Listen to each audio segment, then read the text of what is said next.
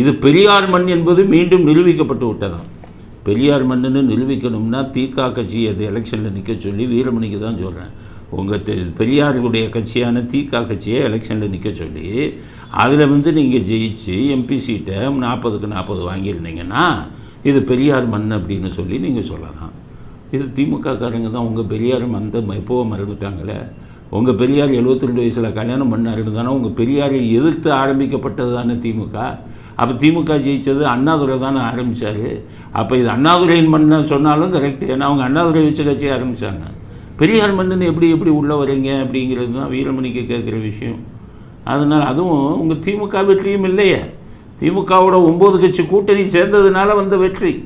உங்கள் திமுகவுக்கு முதுகெலும்பு இருந்தால், ஸ்டாலினுக்கு முதுகெலும்பு இருந்தால், தைரியம் இருந்தால் திமுகவை எந்த கட்சியும் கூட்டணி சேராமல் தனியாக நின்று 40க்கு 40 வாங்க சொல்லுங்கள். நானே சொல்கிறேன்.